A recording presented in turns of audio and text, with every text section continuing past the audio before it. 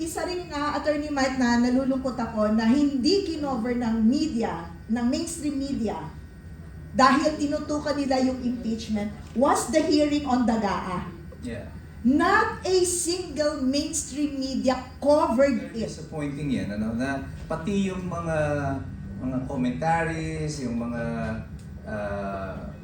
big name media personalities, wala man lang follow-up interview in this, despite of the fact na punong-puno ng sustansya, ang dami-dami mong makukuha doon sa Supreme Court deliberation, doon sa GAA, ang daming lumabas doon ng mga katotohanan. Ano ba kayo kung naibalik na yung 60 billion? Hindi ba last year may utos? May Balik, utos. na isama sa budget ng Yeah. 2026?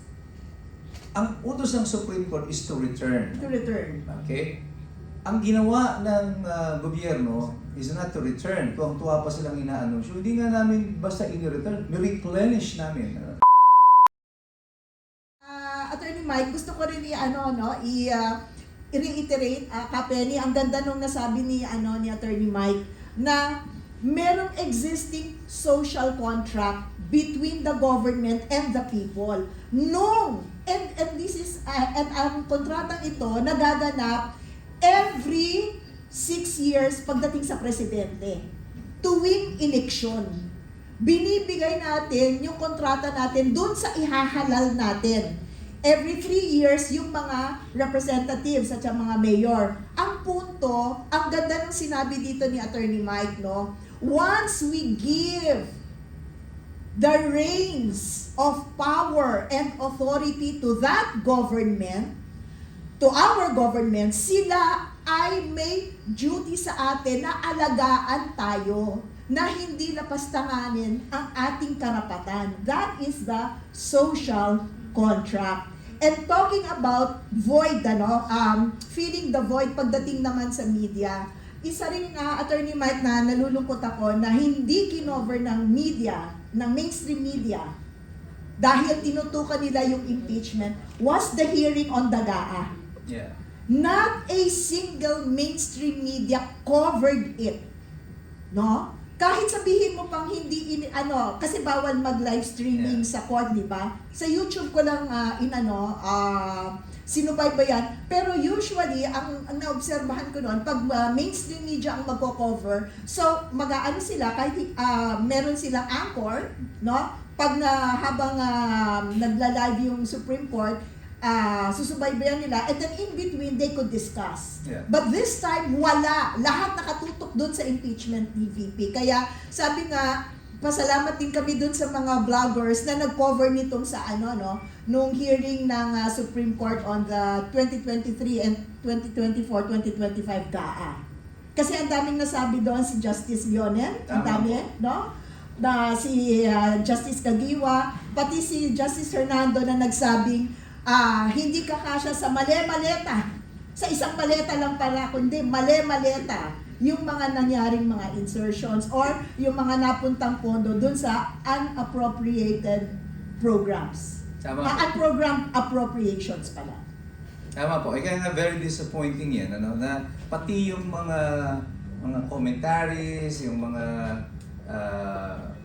big name media personalities, wala man lang follow-up interview in this, despite of the fact na punong-puno ng sustansya, ang dami-dami mong makukuha doon sa Supreme Court deliberation, doon sa GAA, ang daming lumabas doon ng mga katotohanan, lalo na, alam na natin ito, but now, they can no longer deny it was established, sila Mena Pangandaman, they were the ones approving yung mga releases daw, even without the authority of the president. And nagko-coincide ito with yung kwento ng 18 Marines nila Zaldico. So nagtugma-tugma, nagtama-tama, pero nakakapagtaka nga, bakit yung mainstream media wala man lang sinabi tungkol dito? Ay, wala mo. Until now. Samantala, ang sarap-sarap nitong himay-himayin, yung sustansya nito. Kasi doon pa lang sa deliberation sa Supreme Court, may establish mo na yung presensya at yung truthfulness ng information na na-share na ni Zaldico. Correct. In many points, it has been validated. So, nakita natin kung paano the nation was basically plundered. gamit itong unprogrammed funds na ito.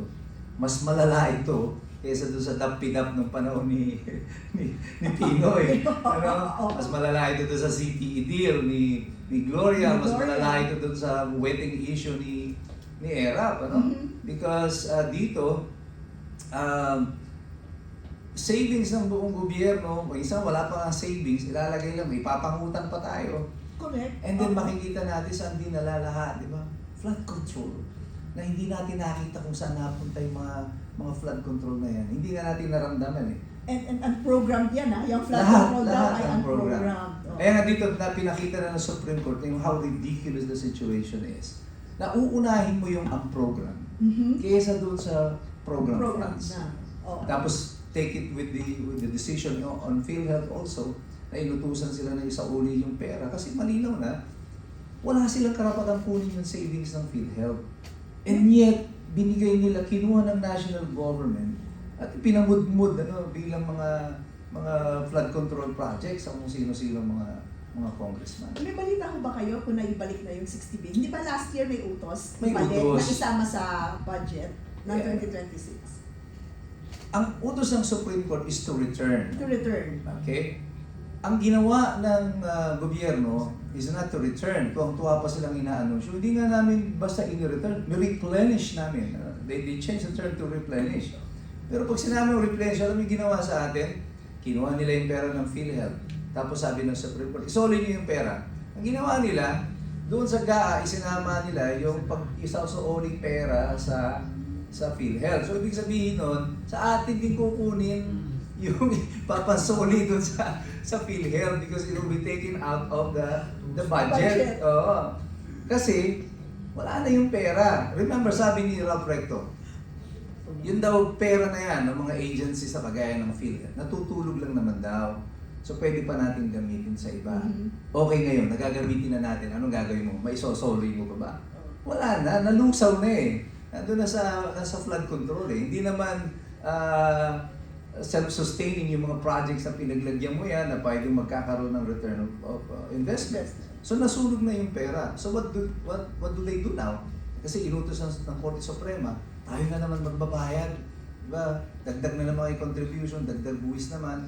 I think we are the most taxed nation in Southeast Asia or probably in Asia. Tayo pinakamataas na buwis na pinagbabayaran mula lahat ng ating kilos, ating galaw, di ba? Lahat yan binubuwisan. At lahat ng expenses na yun ng gobyerno sa ating kukunin, pambayad ng utang, pati pambayad ng mga ninakaw.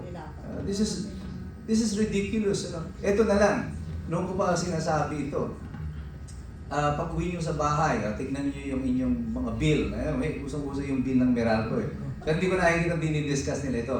One of the objections ko dyan sa VAT na ito, tignan nyo yung systems losses ninyo. Meron doon may item dyan, systems losses. Sa systems losses, ito yung mga kuryente hindi nyo ginamit. Mga nawawala sa kawad o kaya ninanakaw na kuryente. Tignan ninyo, tayo nagbabayad doon yung mga ninakaw na kuryente. Pero tignan nyo, yung ninakaw na kuryente sa inyo, may VAT. Ninakawan ka na, tinax ka pa. Di ba? Saka nakakita ng ganun. Di ba? O, nadinig nyo na yan, ha? Hindi nyo alam. Alam mo, Attorney Yvette, tinatarantado tayo nito. Sa totoo lang, yung kaninang sinabi ninyo at nabanggit, sa mga nakarinig, spread the word kasi iba to. Kasi saan ka nakakita?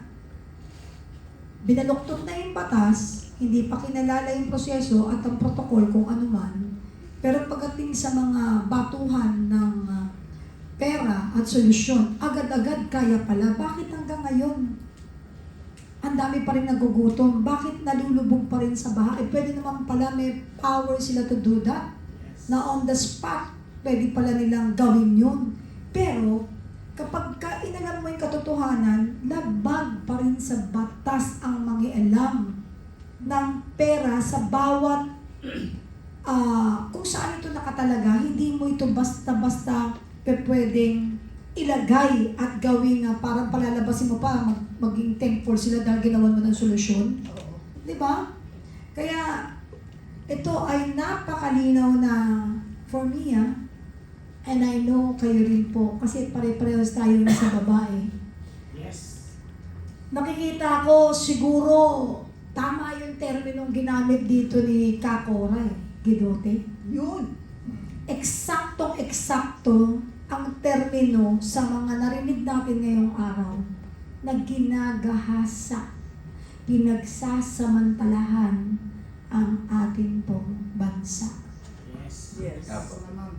Ituloy mo pa nga kasi ang dami pong kahindik-hindik na mga sinasabi ngayon ni Atty. Operario that the Filipino people should know. Kasi ang mahirap kasi patay ang katotohanan sa media and yung mga social media bloggers, content creator na nagsasabi ng totoo para magising ang mga Pilipino, nawawala yung mga ano nila, na-hack, nasususpinde. Nare-report. Kaya nga sabi ni attorney kanina narinig ko, yung freedom, pag binigay sa inyong laya, samantalahin nyo dahil diyan magtatagal sa mga panahon ito. Nakaposas na yung lahat. Pero it will not stop us kasi pag huminto tayo, sino ang magpapakalat at magpapaalam at magpapatuloy? Paano na ang Pilipinas?